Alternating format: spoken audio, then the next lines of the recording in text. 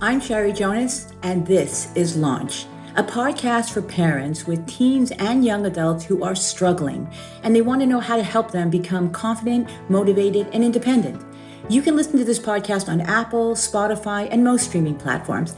Today's episode is an interview with my guest, Jodi Zentner, a licensed psychologist with over 30 years of experience and currently specializing in ADHD in adults 18 and over. You heard me, adults, not children.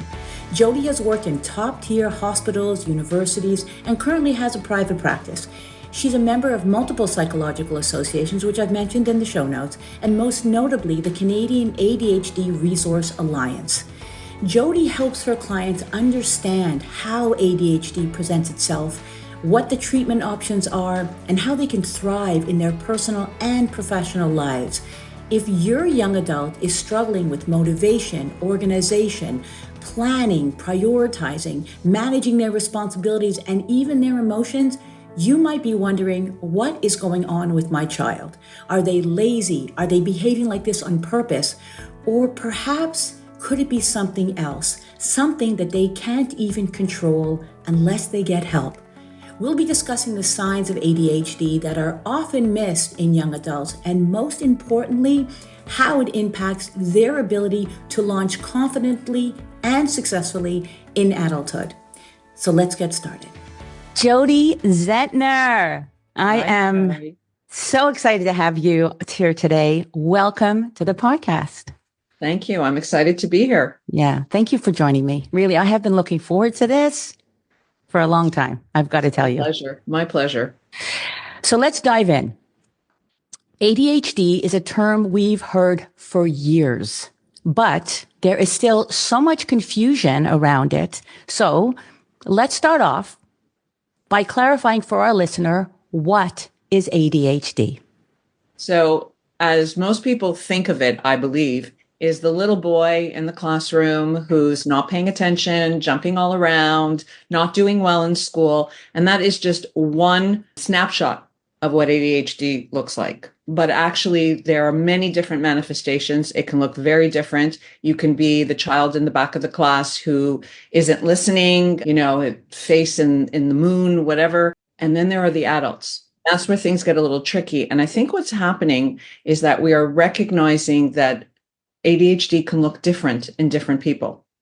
So I don't want to, I want to hold off on the behaviors and the characteristics of it. I want to, for this particular moment, just tell me like the clinical version of it. So it's a neurodevelopmental disorder.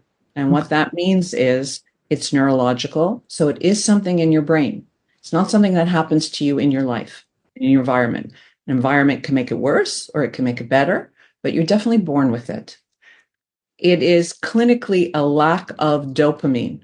There's something, and dopamine is one of the neurotransmitters in the brain that kind of gets us excited. Dopamine increases when we're going on a trip or when we're falling in love. But when you've got a lack of dopamine, you're kind of looking for that stimulation outside. And that's where the inattentiveness comes in. But I think the most important thing is to understand that it is genetic, it is neurodevelopmental, it is a neurological problem. And I think people think that it just happens to you because you're scrolling too much on social media. Right. Okay, I've noticed, and I think it's because of social media, that more people are talking about it, especially as it relates to adults. I mean, like you said, it used to be just little boys. Why are we seeing this heightened awareness? What is going on? Well, like anything else, when we have a better understanding of something, we can actually see it clearer. Mm-hmm. So in terms of, I think people are getting diagnosed more often. I'll give you an example, Shari. In 10 years ago, 20 years ago, a woman was anxious. She wasn't having an easy time taking care of, let's say, her career, her kids, her husband, the house. She was forgetting things. She'd go to a doctor and she'd say, this is what's going on. And she'd be put on an antidepressant. Right. And we would not consider that those behaviors might be ADHD. And as our understanding increases and we look beyond just, they're depressed, they're anxious, and we start looking at ADHD, then of course the numbers are going to increase. And also social media allows us to see things a lot quicker, right? Right. Right. It's a gift and a curse. But you Correct. mentioned women, a woman. So what's happened? I'm understanding that more women are being diagnosed. Again, walk us through why that's happened. Why this increased awareness for women per se? So going back, I'm sorry, interrupt you. And adults. What's that all about? First, I'll start off with a few just one statistic that I think kind of sums this up, and then I'll elaborate. So in childhood today, it's 3 males to 1 female. All right. So three little boys are getting diagnosed compared to 1 little girl. When we go into an adulthood, now we have 1 to 1. So what happened? Right. The shift is because now women are getting recognized. I want to be clear, though, men are also getting recognized, men who present like the stereotypical woman. And we'll get into that a little bit more when we talk about characteristics and symptoms. That's what's happening. So some men also are being diagnosed later in life. I think that we understand the psychiatric problem better. And yes, it is a psychiatric diagnosis. I know a lot of people could be uncomfortable with that, but it is. That's good to know. I think that's important. That's very important. As you know, many young adults today are struggling. They're struggling with motivation, managing their responsibilities, managing their emotions, task initiative, being productive. What are the signs or behaviors that parents should pay attention to when considering ADHD as an explanation? Well, I'm going to start with the first. There's a bunch of things that we can just say about this, but I'm going to start with the first one that parents often say when they come, not knowing why their older adolescent or young adult is not performing. They're lazy. The number one thing that you will hear about these individuals is that they're lazy. Right. And I have a problem with that word. So for me, in general, when we are lazy, and it's not to do with ADHD, when we're lazy, it's a bit of a choice. Like you might be sitting on the couch on a Sunday knowing that, I don't know, you need to change your sheets or, you need to clean the toilet. And you might decide, I'm feeling lazy. I'm not going to do it. I'm going to do it tomorrow. That's a conscious choice. Right. I agree. Young adults who are lazy, they're not doing their work. They're not, they're sitting around. There's actually something called an executive function, which is part of the brain. Remember, we talked about how it's a neurological problem. So there are executive functions that are in the frontal lobe. Now I'm getting a little clinical. That's okay. It's in the brain, and it's called task initiation, specifically for laziness, or another word that I think parents will relate to is procrastinating. Definitely. So task initiation, which is a fancy way of saying I'm having a hard time getting to do what I'm supposed to do. Yeah, getting your shit done. And essentially, exactly. And what's important to understand there is that these young adults, it's not that they don't want to do the task. They seriously are having a lot of trouble getting to do the task. Whatever drives us to get up and do it, they're lacking. Right. So now that I'm getting into executive functions, let me elaborate a bit because there's a few of them. Yes, please do. So in terms of looking at what would ADHD look like? So now we're talking about what's the diagnosis.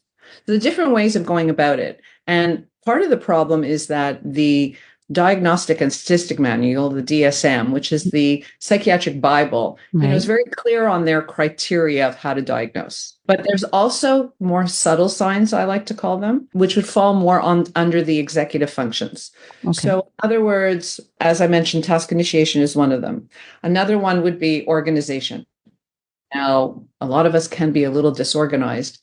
These individuals actually really, really can be a complete mess. Although ironically, you may also see your young adult being hyper-organized because they're so afraid of forgetting something or of not being able to stay on top of it.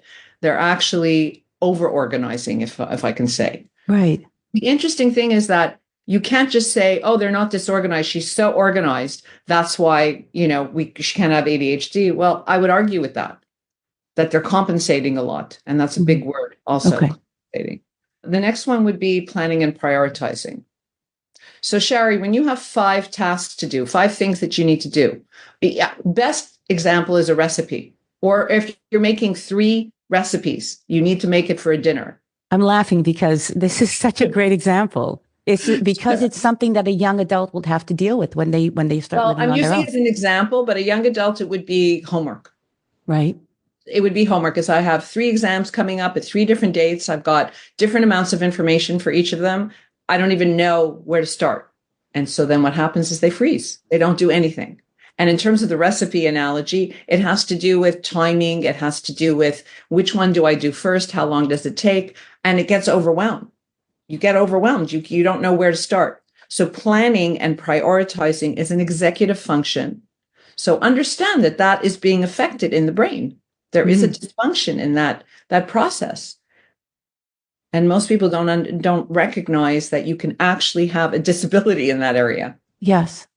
This is huge because again, people are it's such a small little definition when people go attention deficit, hyperactivity. Okay. They just look at each word, but you're not even, it's funny that you mentioned laziness because it's the opposite of being hyper.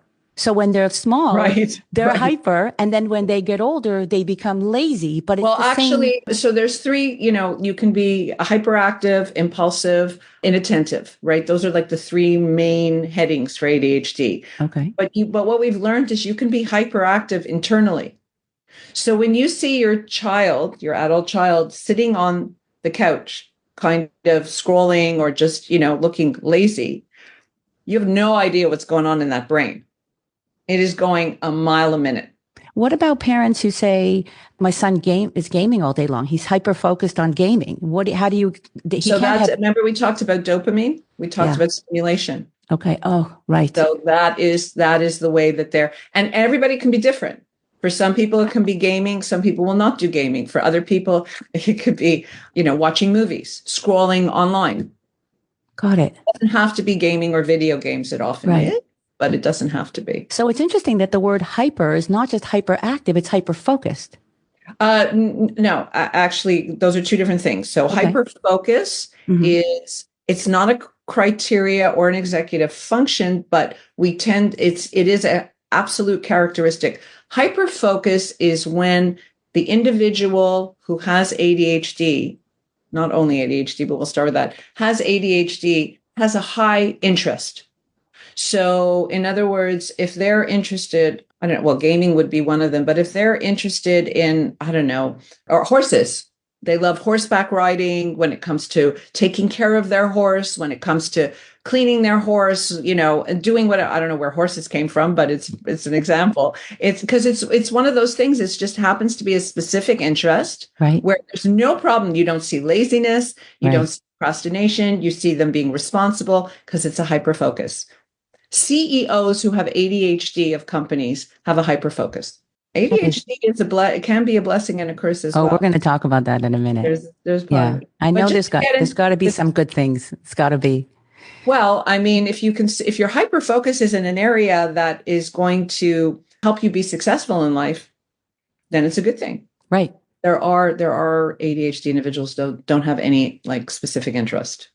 Okay. They're the most challenging. When your child has absolutely no interest, when they keep changing programs in school, when they don't like any of their jobs, that can be when ADHD winds up being very difficult. Okay. Talk to me about some more signs. What am I looking for? Well, so we're still in the executive functions because these are the ones that you're going to see. So the next one would be impulse control. Impulse control would be online shopping. It could be driving fast. It could be interrupting. It could be interrupting is a big one. Actually, for men, but you see it a lot in women.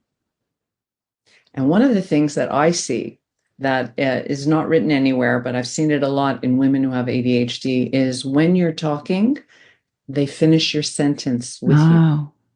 They kind of they're so ahead. They don't have the patience that they're actually talking with you.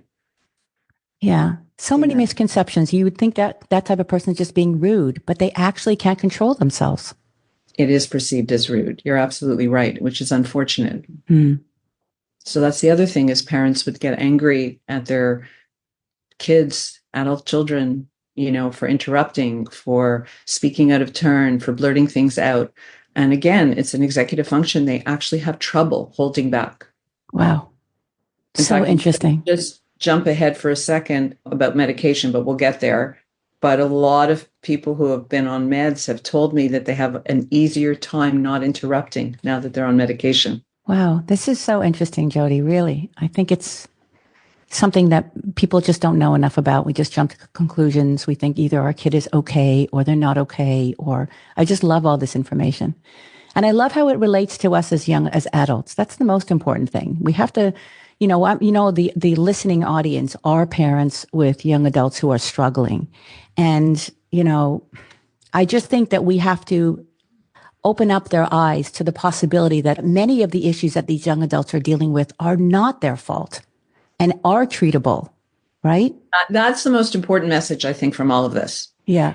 That, in terms of thinking that these kids are doing it on purpose. Mm-hmm. That's a really important distinction. And that's why I always have the problem with lazy. That word really bothers me when I hear parents saying that, and bored. Yes. The other word that I always just, it perks me up a little bit to go, okay, lazy and bored. Let's see how that looks like. I think that's such a big thing to say about young adults, because I think that's what parents get so frustrated.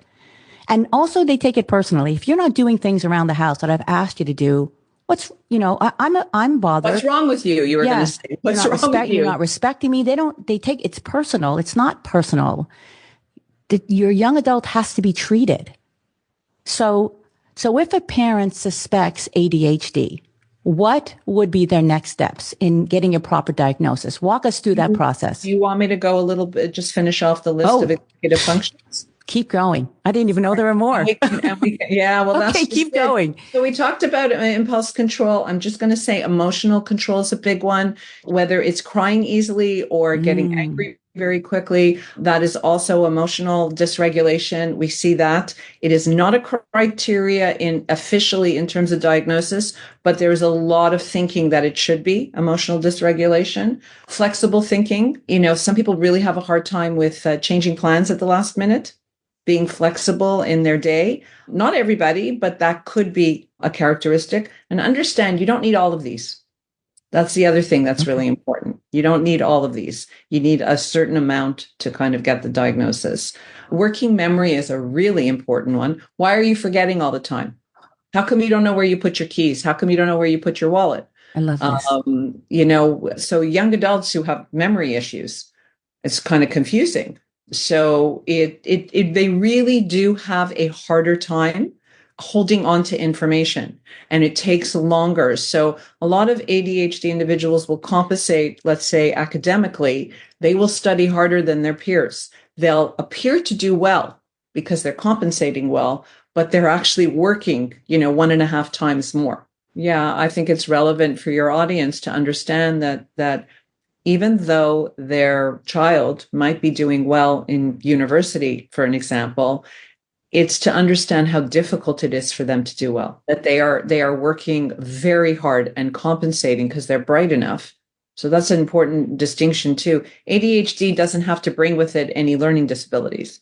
You can be extremely bright with ADHD. Mm-hmm. In fact, I've met a few that have photographic memories, and photographic memory, which is why they've been able to do so well academically. Doesn't mean they don't have ADHD. Right. They've compensated. Let's talk about compensation. Like you've used that word a few times. So just to finish off, there's just one more. Am I acting like I have ADHD right now?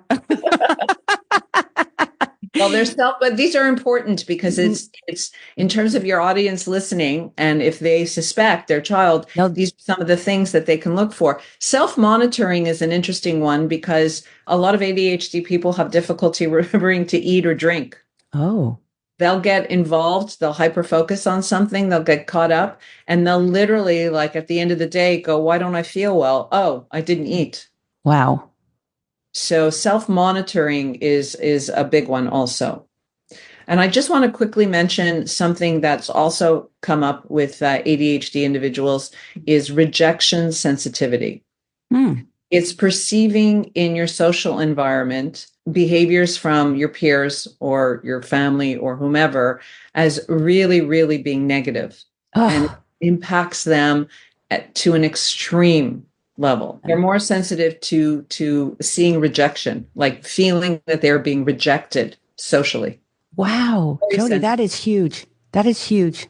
That's a very difficult one. It's a lot for them to process and deal with. Which doesn't help because when we were kids and somebody didn't like you in the classroom, you were offended and you took it very personally. But as we got older, we kind of cared less about it as much. But social media has Um, exasperated that. And really, I mean, do you suggest to your patients, clients that they maybe remove themselves from social media to It start? depends because there are, again, like you said before, it's a blessing and a curse. Mm, There are some really good people on there, I see them that are extremely supportive right. of the ADHD community, extremely supportive. So that being said, a blessing and a curse. There's some ways to feel validated, to feel you're not alone, to You feel that mentioned, this yeah, experience is unique to you. you just mentioned community. I think that that's important for young adults who are going to be or have been diagnosed with it to find a community of like minded individuals or people that are supportive of that to help them to move forward. I think that Well, many those of are them, two different things. So in terms of socially, in terms of Mhm. community, ironically, they tend to find each other. Just because a brain works differently doesn't mean it's not the right way. Mhm. So, and I'm going to use this word neurodiverse. So neurodiverse just means neurologically diverse, different, right? Right. So neurodiverse falls into, just briefly, I mean, ADHD people are neurodiverse. Those on the spectrum, autism spectrum disorder, are considered neurodiverse. And also giftedness. Gifted people can be considered neurodiverse. Those are the three areas. But neurodiverse people tend to find each other because the Mm. like-mindedness attracts them. I like that. I like that. So, but in terms of support, yes, it's knowing that, and I work a lot with my clients on self-esteem and confidence. It's so low, because they act, they feel as if I should be able to do this like my peers are, but I'm having so much more difficulty. And so that really impacts their self-image. Jody, I love that you mentioned confidence because it is one of the biggest challenges for parents. They're looking at their young adult and they feel that they have absolutely terrible low self-esteem and they don't know how to help. So it's almost like saying, well, how can you help unless they get treated? In terms of that area, I'm just going to veer. I mean, it's related, but I'll veer a little bit. When talking to someone, it's not even working, not even as a psychologist, when talking to someone who's not feeling good about themselves, when you say, oh, you shouldn't feel that way, you've got so much going for you, like people love you, you're beautiful, you're smart, you're this, whatever it is, that isn't actually helpful Mm, because whatever you're saying there, if that would work, then they go, okay, and they feel right. better, right? Right. Yeah. I Fixed. think it's more about like supporting the fact that they feel this way and that it must be really hard for them because they feel this way. I mean, you can add in, I don't see you that way, but I see that this is bothering you because you see yourself this way. Yeah. That's being empathetic and validating their experience. Right. Right. Parents should not be afraid that they're going to make it worse by saying to them, I see that this is really hard for you. Uh, Actually, you're hearing them better. You're hearing them. Talk to me about the correlation of anxiety, depression, and ADHD. So there's a word called comorbidity. A comorbidity just means that you have another diagnosis along with ADHD. And there is a high incidence of comorbidity with individuals who have ADHD. So the interesting thing about anxiety, at least from my perspective, is your anxiety can be from your ADHD. So when you are treated, your anxiety can go down. It's the rumination, thinking of things over and over in your head. It's just not being able to give your head a break. You're always just thinking about everything. Makes you anxious. So when you take medication, and we'll get there for ADHD, it can reduce your anxiety. But then there's also the comorbidity of a generalized anxiety disorder.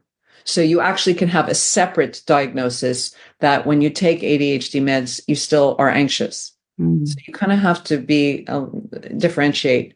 And then, of course, there's the anxiety that's related to depression. And depression will often happen for individuals that have been not diagnosed with ADHD and not treated. Depression will happen because over time, there's just so many ways, you can compensate. And I think I had mentioned to you before about, if you're a young adult with ADHD and you've got 3 balls in the air because you're living at home and mom is cooking for you and cleaning and you just have to take care of yourself, you're compensating. Then you go out in the real world and suddenly you have your own apartment. Maybe you have a relationship. You've got a job. You've got to do grocery shopping. You've got to feed yourself. You've got to pay your bills. Now there's more than 3 balls in the air. Now what's going to happen? You're not going to be able to juggle them. They're going to drop. And that's when things start to get overwhelming, and that can lead to depression. Love it. I love it. And so we can ask the parents at that point, well, while the young adult is still at home, the enabling, it's not helping them because they're going to be on their own one day and they need to learn how to do so many of these tasks on their own. All of that. I mean, whether it's enabling them academically, enabling them in terms of paying bills. One of my favorite sayings is, if you want a man to eat for a day, give him a fish. If you want him to be able to eat for life, teach him to fish. Amazing. It's amazing. I love that saying too. Okay, I don't want to move too quickly past the characteristics or the behaviors of parents. I think this is great. I think this is eye-opening for them. And I think it's going to be huge when parents start realizing it's not their fault. They're not doing it on purpose. It's not who they are. And there's a solution. I can help them. I'll just mention a few more qualities that I think your listeners would be interested in. We talked about hyperfocus, but I wanted to talk about the ADHD person that is often a people pleaser. That's just a characteristic that tends to be with there. I just thought you'd find it interesting, for your listeners to know that if they see, always saying yes, always doing, and then actually being overwhelmed by that. Because it's hard for them to not want to be liked or be rejected, right? So they're people pleaser. There's also time blindness, which I think is important to bring up. Talk about that. Time blindness. There are individuals who have ADHD who seriously have difficulty with understanding time, with processing time. So again, doing homework, right? Oh, it won't take me long. 3 hours later. No concept of how long a task will take. No concept how long it will take to get to an appointment. So you'll have your ADHD individual either coming to appointments early or late. You'll have both. I don't know, Jodi. I think there's going to be a lot of people walking away from this episode going, uh-oh. and the other big one also, self-medicating. Self-medicating with alcohol or weed, marijuana is a big one. And what does this do for them? The purpose of the self-medication, is it because it's calming them down? Got it. Yeah. It gives them a little bit of a respite, a little bit of a break. But unfortunately, both alcohol and marijuana are both depressants. Right. So over time, it's not going to have the desired impact. It'll make them feel worse. Right. Right. And eventually they're not drinking, they're not drunk anymore, they're not high anymore. So they back to their own reality, and they're increasing. They're increasing their drugs or their alcohol. Right. Just wanted to add that along with self-medicating, also another thing is food. So, you're looking at addictions, right? There'd be alcohol or marijuana or other drugs. Food is also an addiction, and food issues can also be seen in ADHD, either no impulse control and eating too much, right, or ruminating about not wanting to eat too much and not eating enough. So it sounds like an eating disorder. Does it, is It there? looks like an eating disorder, but it's not necessarily. Again, it's you have to be sensitive to diagnosing. Right. So you can look like an eating disorder where the individual is not eating a lot and losing weight, but it could come from more of a rumination anxiety. And I've seen individuals go on ADHD meds, which we're heading into, and actually have less of a problem overeating or undereating. Wow. I thought it was important to add that in terms I of think it. it is. It's very important. It's one that no one would ever think of would be related to ADHD, but I've seen it. Right. Right. Especially because we're seeing a lot of young adults that are becoming, again, I'm just kind of extrapolating into real life situations.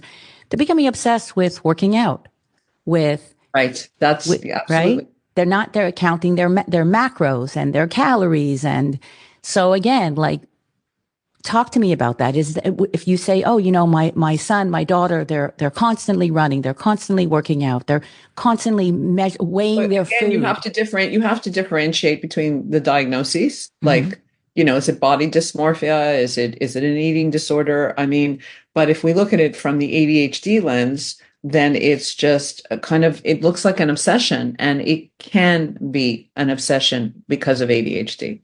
Good. Okay. Are we? That's why it's a Are little there? tricky in Yeah. terms Are there of. more? Are there? There's so many. I wanted to add that just because I think it's an important element. Yeah. Parents will think my child is eating so much and they're gaining weight and Mm. they have no self-control, and then they'll add some of the other stuff and go, oh, maybe. It's incredible, really. It's such an education. I mean, again, I've been around a long time, and I've never. What you're sharing today is so revealing to us. I mean, I'm thinking a lot of parents are going to be not only questioning or understanding that this might be happening to my young adult, but even to themselves. Well, Even, it's an interesting point, Shari, because what is very common is the child gets diagnosed and then the parent goes, oh, wait, I'm like that too. And then recognizes they've been ADHD. You see that a lot. well, there's a It's genetic highly component. genetic, Right. highly genetic. Okay. Yes.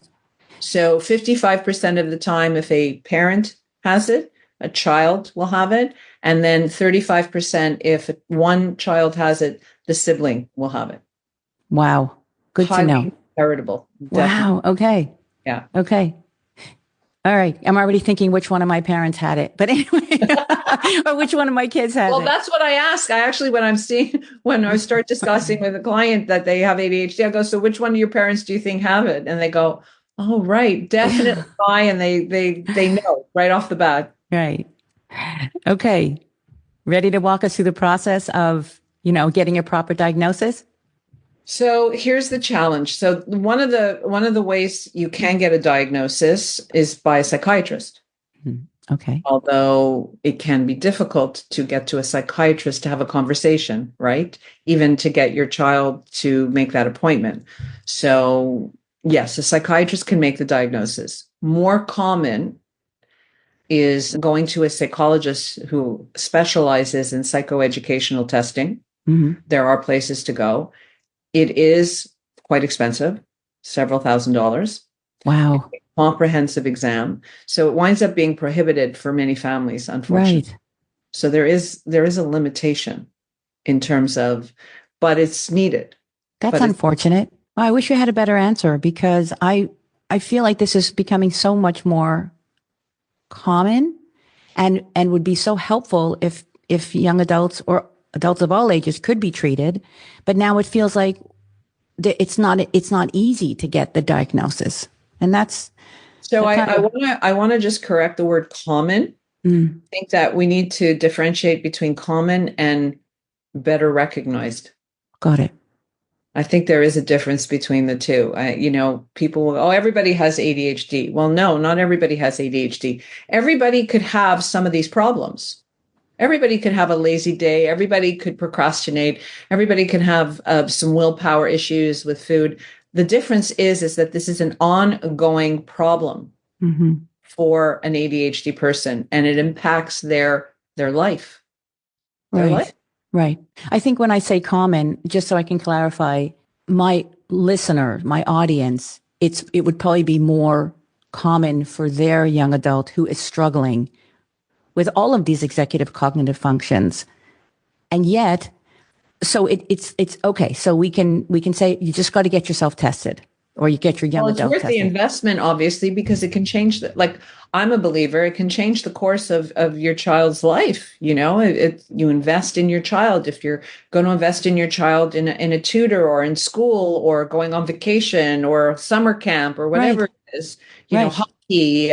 So this is the same thing, and not everybody looks at it that way. No, I love that. I think that's important. Don't spend your money on other things before you spend your money on what's important. And their Oh, health is important. Their mental health. making it more of a priority. Exactly. Yeah. Prioritizing that. Okay.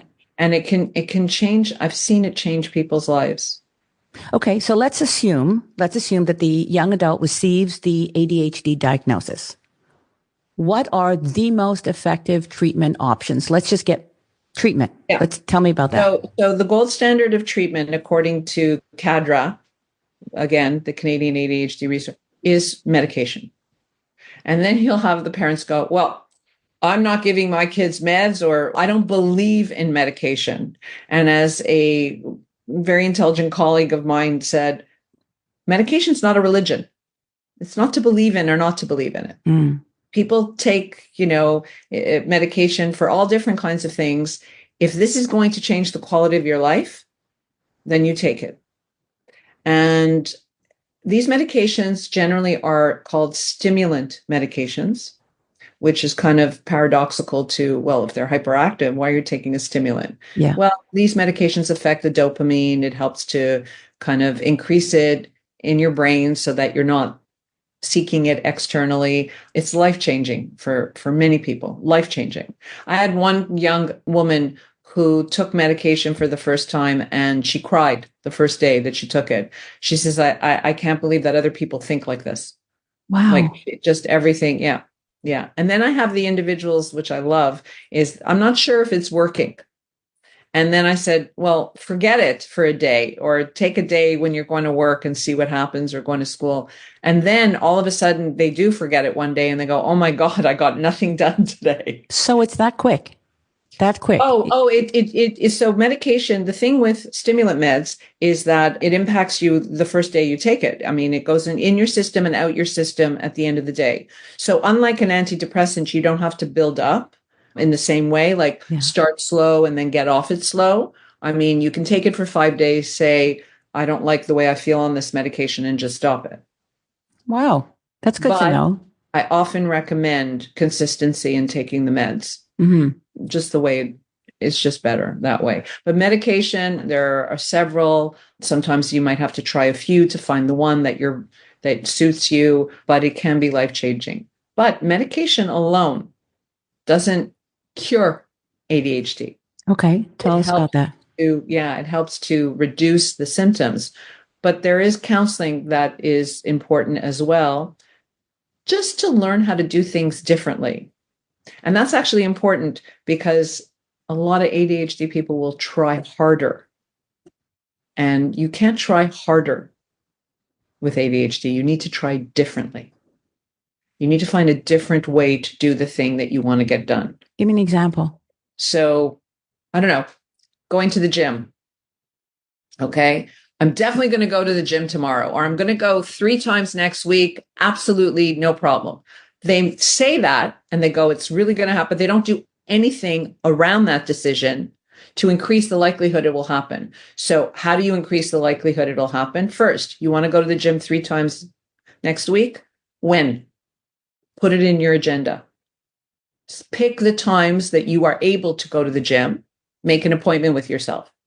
Second, the days that you go to the gym, what do you need? What do you need to prepare? Are you going in the morning? Take out your clothes the night before. Prepare your water bottle. Do everything to make it easy in the morning so that you can actually get out the door to go to the gym. Or if it's after work, pack your bag the night before. Make sure you have the bag. If you are waking up in the morning and plan to go to the gym after work and you have done nothing and you're racing to go to work, it's not going to happen.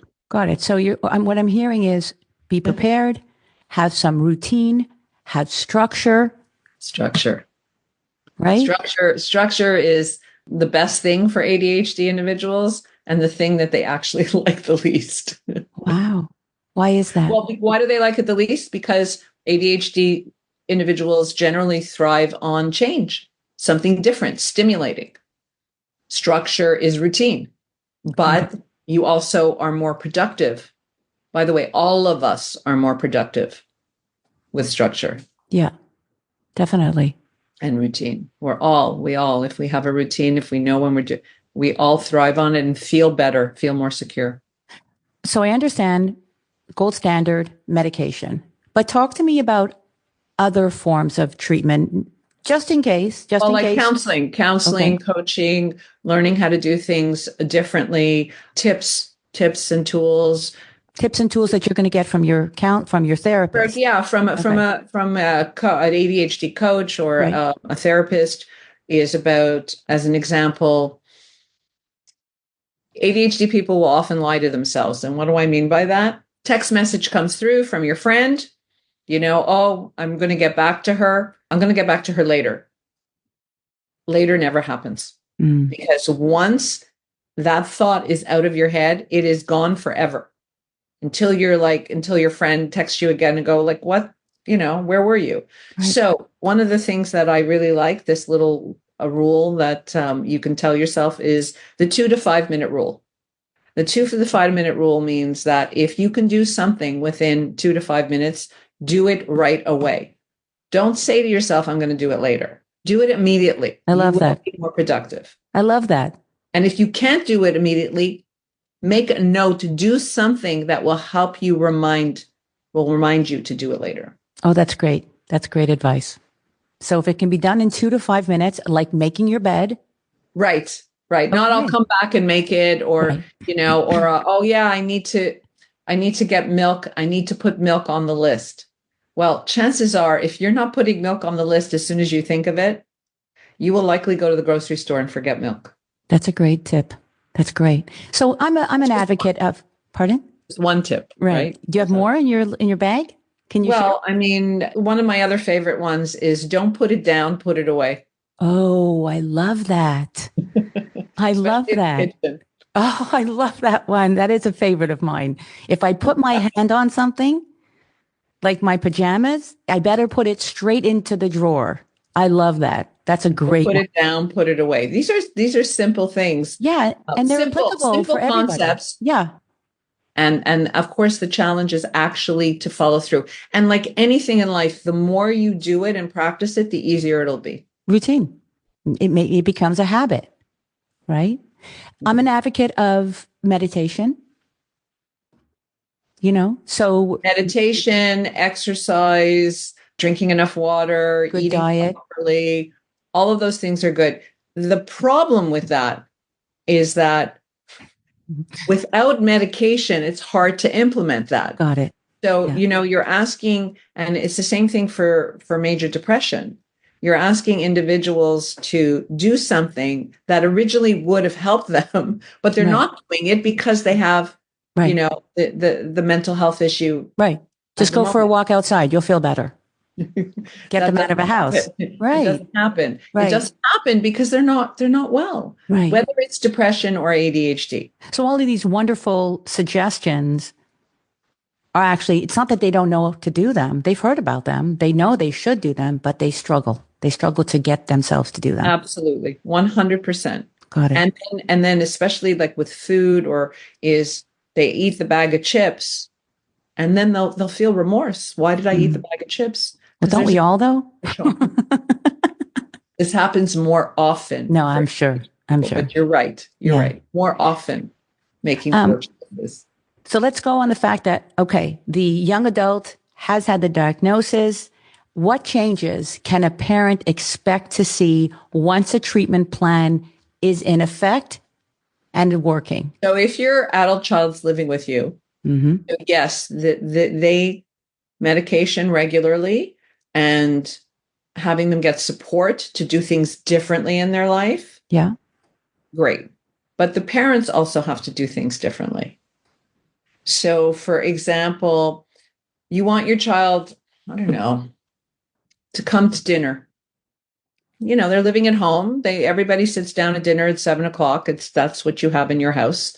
And if you're yelling upstairs or down the hall, come for dinner, and they're busy hyper focusing on something, your child doesn't hear it. And then you start a whole argument. I called you. How come you didn't hear me? Why aren't you listening? You're just being rude, whatever. No, they're not. So a parent needs to go. And by the way, this is especially important for younger kids, but it can apply to a partner who has ADHD or an adult child who has ADHD. Go to their room, put your hand on their shoulder, wait till they turn, and then say, it's dinner. I'd like you to come in 5 minutes or 10 minutes. Don't ask them to come that second. Give them a warning. Mm. Because who likes to be interrupted in the middle of anything? You don't. So that would be an example of what it would be like before treatment versus after treatment. Oh, same thing. You're not, your child is not going to, and that's as I said, medication doesn't cure you. Right. So you calling down the hall, there's not suddenly going to hear you better. Right. They're focused. They don't hear anything. Right. Because I'm wondering, like, if you're, and again, I'm just bringing up time blindness because I just love that term. But are we going to start? Could we start seeing changes in their behaviors, such as they're getting places on time, they're managing their emotions, they're managing their. No, again, it's not a cure, Shari. You still have to understand you have time blindness. Okay. You have to compensate. You learn to compensate it. Okay, this isn't working. I tell my clients they need to learn by experience. If it took you an hour to get to your doctor's office and you thought it only took 15 minutes or half an hour, now by experience, you need to learn it and apply it. ADHD individuals can be very stubborn. Mm-hmm. So understanding that they're not perceiving time, in a way that's helpful to them, then they have to learn by experience. The parent also needs to recognize that in terms of having a dialogue with the adult child who's living there, and the child understanding they have time blindness is able to listen to the parent better. I don't think it's going to take you 15 minutes, honey. I think it's going to take you a half an hour. So I like where we're going here, because it feels like it's very important that there's self-reflection, self-awareness. Oh, very important. Yeah. I like to support my clients who have ADHD to be more comfortable with their idiosyncrasies, their characteristics. Mm-hmm. And when they do make a mistake, to almost be light of it. Yeah, that's my ADHD, or got to add 10 minutes onto that run, that kind of thing. Instead of, why didn't I do that right? Why is it I'm so stupid? Why do I keep doing that? It's to understand that it is challenging and that there are ways to get around it, and to be much lighter with yourself. Yeah, I notice that a lot, that people are saying, I have ADHD. It's almost like saying, and they're diagnosed with it, they're on the medication, but they're comfortable admitting it. I'm a flawed human being. I'm going to be a little disorganized, but it almost like that self-awareness, it's almost comforting to go, okay, so, because people walking around with this perception that they're perfect, and it's not good. Yeah. Who is? Yeah. I mean, we are, and you can not have ADHD and be uncomfortable with yourself, right? Right. Right. You can be putting yourself down. I mean, that's not uncommon today either. Right. But I want them to be themselves. ADHD, I've always said, is the best of the worst. Meaning, if you're going to have a diagnosis, ADHD is one that you can manage. And I think just understanding yourself, being yourself, they're some of the best people I know. We talked about what's the, I don't know, I want to say positive side. Wait, but don't say that yet. I want to save that for the best. That's the best of it. I want to save it for the end. I know that there's some good things about it. I just want to know, for many parents that are listening, they want to support their young adult in the best way possible. What can they do? What can they do in terms of supporting? Talk to me about that. Educate themselves. I've seen it. I've seen parents, the child will get the diagnosis. And I say child, adult child. I mean, it could be an older teen. It's still your child. Yes, exactly. The child will get the diagnosis as if, okay, medication, we're good. Mm. Well, no, again, I'm repeating myself again, not a cure. You need to educate yourself on what ADHD is to help your child manage. They're living at home, you're supporting them. You've been not understanding that they're not lazy, they're not bored, they're not, procrastinating on purpose. All the challenges they have, this is because of a neurodevelopmental disorder. Educate yourself so that you can have more compassion for your child and that you can deal with them differently. Yeah.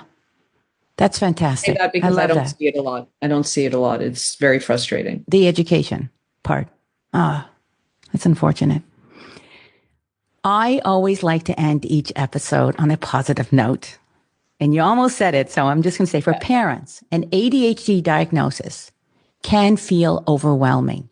But in fact, it is not always bad news. No, it's not always bad news because there's other qualities. Yeah, talk to me about those qualities. Let's tell parents some of the positive first of all, aspects of ADHD. I will have to say some of the nicest people I know have ADHD. Okay. They're kind, they're compassionate, they're empathetic because of their sensitivity. They're really considered. The people pleasing can work for you, right? Like friend, as partner, as whatever. There's all those wonderful, very considerate, very, aware. All of those things are great. In terms of career-wise, there's a lot of creativity. A lot of ADHD people are very creative. I find a lot of ADHD people are entrepreneurs. And they can be very successful. Again, it manifests differently in everybody. Successful in that they have an interest, they're focused on it, they're able to build a company, they're able to sell, they're able to, so all these things can be a positive factor. It's not all negative. Good. Did we leave anything out? I feel like we've covered so much. I really do. I think education, I think it's worth getting that diagnosis. And by the way, for those parents who have kids who still want to go to university, and I'm thinking we're talking about adult kids, a written evaluation will allow for support in the universities. They can get accommodation for writing their exam in a quiet room, accommodation for having a longer time to put a paper together. That can make the difference in their success academically. So you need to have that diagnosis and evaluation to get that accommodation in universities, which can prove to be invaluable. So that investment in the evaluation winds up being an investment in your child's future. Amazing. Jodi, thank you so much. I so appreciate your expertise on this topic. And I think that you have provided such incredible, valuable information for parents. I know I appreciate your time and the work that you're doing. Really, I enjoy it. I really do enjoy what I do. I know it shows. If you feel very passionate, it seems. And if anybody wants to reach me, you can find me on my website, which is all of it will be in the show notes. I promise. Okay. I'm sure people are going to want to talk to you. I know I want to make an appointment. Anyway, it's been an absolute pleasure. You're allowed to take advantage of me as a friend. One of my girlfriends said to me that I'm a friend with benefits. Right. Jodi, it's been a pleasure having you on the podcast. Thank you. Shari. Thank you so much. That was such an insightful conversation with Jodi. I mean, didn't we all grow up thinking that ADHD was just something kids had, especially those hyperactive little boys who couldn't sit still in the classroom? Certainly not something that your young adult might be battling with. I really hope that this episode gave you more clarity on what ADHD looks like, how it might be impacting your young adult's life, and what you can do to help. If you know another parent who might need to hear this, please take a moment to share it with them. And if you're interested in getting in touch with Jodi Zentner, all of her contact information is in the show notes. And one last thing, feel free to leave a comment if this episode resonated with you. And please make sure to subscribe so you don't miss another. I'm Shari Jonas, and this is Launch. I hope today's episode gave you valuable insights and actionable steps that will help you guide your young adult to launch successfully into adulthood. If you found this topic helpful, feel free to leave a comment and hit the subscribe button so you never miss an episode. Leaving a 5-star review helps us reach more parents who are dealing with the same issues. And if there's something you want to ask me, I invite you to join Launch Advice, my weekly publication where I answer one question from parents just like you. It's free advice that will appear in your inbox probably when you need it the most. Just click Launch Advice in the show notes and don't forget to email me your confidential question. And remember, no one ever said parenting is easy, especially when you're raising an adult. Talk to you soon.